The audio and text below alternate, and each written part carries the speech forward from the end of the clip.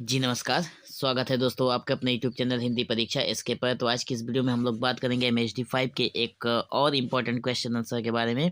लेकिन उससे पहले मैं मोम की दुनिया प्रिंस 2610 को धन्यवाद देना चाहता हूं, जिन्होंने कमेंट किया था कि सर हमें और वीडियो दीजिए। तो पहले वाली वीडियो में मैंने उनका नाम नहीं लिया क्योंकि मैंने नाम याद नहीं किया था। अभी भी उन्होंने फिर से मुझे कमेंट किया कि सर मैंने ही कमेंट की थी, मैंने ही कमेंट किया था। तो सोचा इस वीडियो में आपका नाम ले लिया जाए। मोम की दुनिया प्रिंस 2610, आपका फिर से बहुत बहुत धन्यवाद। तो बढ़ते हैं आगे वीडियो में और देख लेते हैं। प्रश्न है, कॉलरिज के कल्पना सिद्धांत का विवेचन कीजिए, जो कि प्रश्न बहुत इंपॉर्टेंट है। तो जो कॉलरिज है उनका फुल नाम है सैमुअल टेलर कॉलरिज। ठीक है। रोमांटिक युग के प्रमुख कवि और आलोचक थे। जो रोमांटिक युग है उसके प्रमुख कवि और आलोचक भी हैं, मतलब थे। उनकी आलोचनात्मक दृष्टि, विशेष रूप से कल्पना सिद्धांत, ने साहित्य और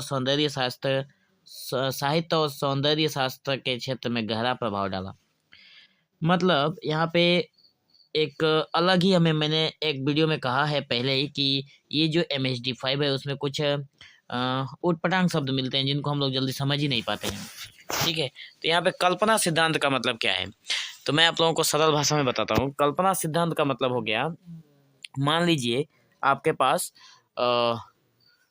फूल है। ठीक है। फूल का उदाहरण मैंने एक वीडियो में और लिया था, अभी फिर से लेता हूँ। मान लीजिए कि आपके पास फूल है और उन फूलों का मतलब बहुत सारा फूल है, लेकिन उन फूलों का यूज करके अगर आप उन फूलों के ऊपर अगर आप कोई नई चीज़ें बनाते हैं, जैसे कि उन फूलों को अपनी कविता में यूज करते हैं, या फिर कविता बनाने में उन फूलों से मतलब कोई नई चीज़ें बनाएंगे जहाँ पे आप कल्पना करेंगे कि हाँ ये फूल से ऐसा हो सकता है, तो वही चीज़ें कल्पना सिद्धांत है। ठीक है। और इसी से मिलता जुलता एक और शब्द है फैंसी, जो कि हम नीचे है थोड़ा, उसको समझेंगे थोड़ी देर बाद। पहले यहाँ पर देख लेते हैं। तो आप लोगों को मैं आशा करता हूँ कि आप लोगों को समझ में आया होगा कल्पना सिद्धांत क्या है। कि मतलब कोई चीज़ है पुरानी, हमारे पास ऑलरेडी कोई चीज़ है। मान लीजिए आपके पास कोई पुराना मोबाइल है, ठीक है, जो कि आपके पास पहले से ही है। तो उस मोबाइल के ऊपर अगर आप कोई निबंध लिखते हैं, या फिर मोबाइल के ऊपर अगर आप कोई आर्टिकल लिखते हैं जो कि एकदम नया हो, नया आर्टिकल, नया निबंध, तो उसी को हम लोग कल्पना सिद्धांत करेंगे। आप कल्पना करके ये सारी चीज़ें लिख सकते हैं, तो वो हो गया हमारा कल्पना। तो यहाँ पे कहा गया कि कॉलरिज के कल्पना सिद्धांत के बारे में बताने को। तो कॉलरिज ने अपनी रचना बायोग्राफिया लिटरेरिया में कल्पना और कल्पना शक्ति के सिद्धांत का विस्तार से वर्णन किया है। इन्होंने उनकी जो बायोग्राफी थी, बायोग्राफिया लिटरेरिया में, किसकी? कॉलरिज की। ठीक है। तो बढ़ते हैं आगे और देख लेते हैं कि कल्पना का इन्होंने वर्गीकरण किया। कल्पना का कॉलरिज ने कल्पना के दो भागों में विभाजित किया। पहला है प्राथमिक कल्पना और दूसरा है सेकेंडरी कल्पना, मतलब द्वितीय कल्पना, और प्राइमरी इमेजिनेशन और सेकेंडरी इमेजिनेशन। प्राइमरी इमेजिनेशन में क्या होता है कि मानव मस्तिष्क का मौलिक और स्वाभाविक गुण है, मतलब जो हमारा दिमाग है उसका ऑटोमेटिक इमेजिनेशन हो जाता है कोई किसी भी चीज़ का। और प्राथमिक कल्पना वह शक्ति है जिससे व्यक्ति संसार के अनुभव और संवेदनाओं को ग्रहण करता है। मतलब जो प्राथमिक कल्पना है, ये एक ऐसी कल्पना है जिससे व्यक्ति संसार के अनुभव को और संवेदनाओं को ग्रहण करता है। आगे बताया गया है कि इसे सृजनात्मक शक्ति कहा जाता है। ये एक ऐसी शक्ति है जिससे सृजन होता है, मतलब नई चीज़ें बनती हैं। सृजन मतलब क्रिएट होती हैं, तो सृजनात्मक भी कहा जाता है, क्योंकि यह इंद्रियों के माध्यम से प्राप्त अनुभवों को व्यक्त करती हैं। हमारी जो पंच इंद्रियां हैं उन्हीं के माध्यम से ये प्राप्त होते हैं, जैसे कि हमारा मुंह, नाक, कान, जिह्वा, ठीक है, और स्किन मतलब चमड़ा। मतलब ये जो हमारी पांच इंद्रियां, इनसे हमारे अनुभव को जो जो अनुभव होता है उसको ये व्यवस्थित करती हैं और उन्हें समझने योग्य बनाती हैं, कि हम लोग समझ सके कि आगे घटना क्या घटने वाली है। यह सभी मनुष्यों में समान रूप से विद्यमान है। ये जो प्राइमरी इमेजिनेशन है या फिर प्राथमिक जो कल्पना है, वो सभी मनुष्यों में समान रूप से विद्यमान है। द्वितीय कल्पना जो है, जिसे हम लोग सेकेंडरी कल्पना बोलते हैं, इसके अंतर्गत उन्होंने कहा कि ये रचनात्मक कलाकारों या कवियों की विशिष्ट विशेषता है। मतलब ये सब में नहीं होता है, ये सिर्फ कलाकारों में होता है या फिर कवियों में होता है, जो कि विशिष्ट वर्ग के लोगों में होता है। द्वितीय कल्पना प्राथमिक कल्पना की उन्नत अवस्था है। ये जो उन्नत अवस्था मतलब उन्नत का है उसका एडवांस लेवल है। जैसे आप लोग कोई कोर्स अगर ज्वाइन करते हैं तो बेसिक लेवल से लेकर एडवांस लेवल तक जाते हैं। ठीक उसी तरह से इमेजिनेशन करने का पावर भी जो प्राथमिक है, जो प्राइमरी है, वो सब में रहता है। लेकिन उसका अगर एडवांस लेवल आ जाए तो वो कवि बनते हैं। वो जिन लोगों में होता है वो कवि बन जाते हैं, वे लोग कलाकार बन जाते हैं। ठीक है, तो द्वितीय इमेजिनेशन जो है वो कल्पना प्राथमिक कल्पना की उन्नत अवस्था है। यह एक प्रकार की सृजनात्मक प्रक्रिया है जिसमें व्यक्ति अपने अनुभव और विचारों को तोड़ता, जोड़ता और पुनर्गठित करता है, जिससे एक नई और मौलिक कृति का निर्माण होता है।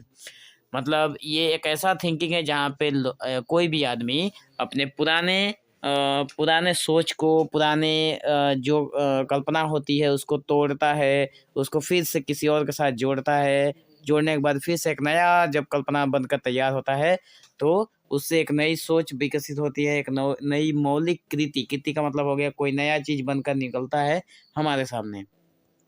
तो ये जो कल्पना है, यह कल्पना शक्ति व्यक्ति के अचेतन और सचेतन मन के समन्वय से उत्पन्न होती है।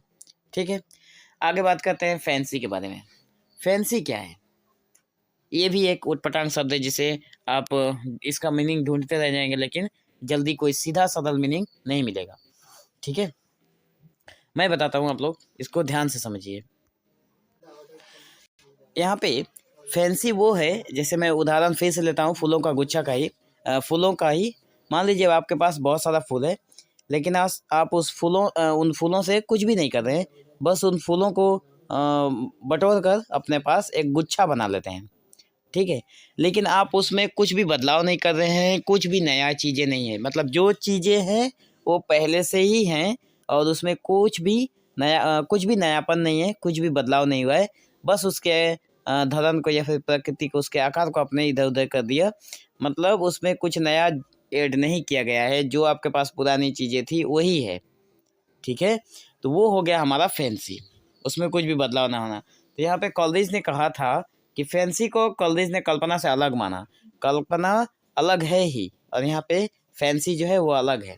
फैंसी केवल स्मृतियों और अनुभूतियों को संजोने और पुनर्गठित करने का कार्य करती है। मतलब जैसे मैंने कहा कि आप लोगों के पास मान लीजिए बहुत सारा फूल है, तो उसको आप संजो कर रखेंगे। मतलब उसको आप अच्छे से, मान लीजिए पैकेटिंग करके आपने रख दिया, तो आपने उसको क्या किया, संजो कर अच्छे से रख दिया। जो आपकी स्मृतियाँ हैं, जो आपकी यादें हैं, जो आपकी अनुभूति है, उन सारी चीज़ों को फिर से आपने ताज़ा करके उसे एक सुरक्षित जगह पर रख दिया। वो हो गया फैंसी। इसे रचनात्मक शक्ति नहीं माना जा सकता, क्योंकि इसमें कुछ भी रचना नहीं हुआ है। फैंसी जो है इसमें कुछ भी बदलाव नहीं हुआ है।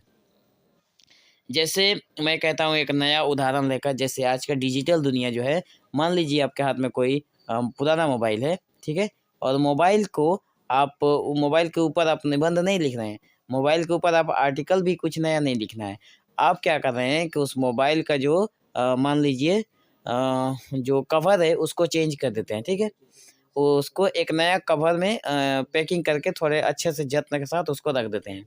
वो हो गया आपका फैंसी। मतलब उसमें आप कुछ भी नया ऐड नहीं करेंगे, उसमें कुछ भी आपने रचना करने की जो रचनात्मक शक्ति आपने लगाई नहीं, क्योंकि यह मौलिकता का अभाव रखती है। ठीक है, तो ये हो गया हमारा फैंसी। बढ़ते हैं आगे।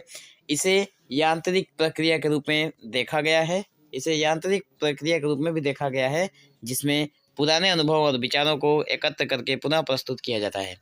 तो यह एक यंत्र के रूप में काम करता है जो हमारा फैंसी है। और इसे पुराने अनुभव, मैंने कहा कि जो पुरानी चीज़ें हैं उसके जो पुराने अनुभव हैं हमारे पास, जो पुराने विचार हैं, उसको एकत्र करके पुनः प्रस्तुत किया जाता है। मान लीजिए आपके पास आपको बहुत पुराना किसी चीज़ का एक्सपीरियंस है, आपने उसको थोड़ा मतलब आप भूल गए थे, थोड़ा उसको याद किया, और जहाँ तक आपको पता था उतना तक ही याद किया, उसके एडवांस लेवल पर नहीं गए, तो वो हो गया आपका फैंसी, और उसको आपने फिर से याद करके रख लिया। तो कॉलरिज के कल्पना सिद्धांत की कुछ विशेषताएं हैं जिनमें कल्पना की मौलिकता है। मौलिकता कहती है कि कॉलरिज के अनुसार कल्पना केवल कल्पना शक्ति तक सीमित नहीं है। कल्पना केवल कल्पना करना ही नहीं है, यह एक सृजनात्मक शक्ति भी है। अगर कोई व्यक्ति कल्पना करता है तो उससे नई नई चीज़ें उभर कर हमारे सामने आती है, जो नई कृतियाँ और अनुभव को जन्म देती हैं, जो कि हमारे नए नए कृतियों को जन्म देती हैं। नए नए हम लोग रचना करके नई चीज़ों का डिस्कवर करते हैं, आविष्कार करते हैं। ठीक है, दर्शन और काव्य का समन्वय भी है इसमें, क्योंकि कॉलेज ने कल्पना को साहित्य तक सीमित नहीं रखा। इन्होंने सिर्फ साहित्य तक ही नहीं रखा, बल्कि इसे दर्शन और आत्मा की गहराइयों से भी जोड़ दिया है कॉलेज ने अपने सिद्धांत को। उनके अनुसार कल्पना मानव आत्मा और ब्रह्मांड के बीच संबंध स्थापित करती है।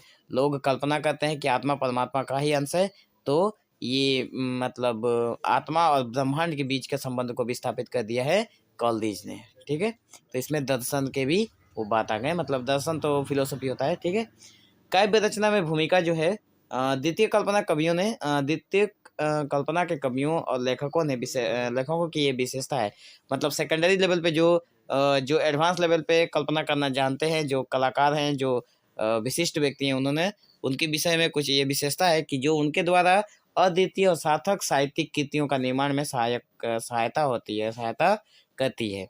मतलब इनके द्वारा किसी सार्थक साहित्यिक कृतियों का निर्माण कराया जा सकता है।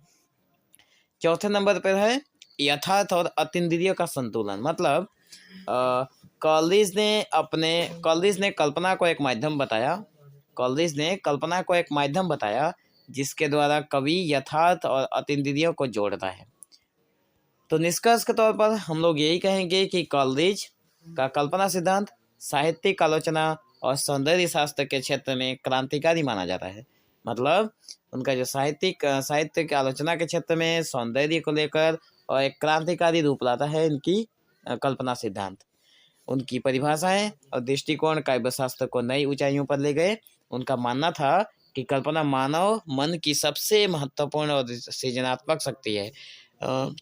कॉलेज ये मानते थे कि जो कल्पना है वो हमारे मानव मन की सबसे महत्वपूर्ण और सृजनात्मक शक्ति है, जो कलाकारों को साधारण अनुभवों को असाधारण बनाने की क्षमता देती है।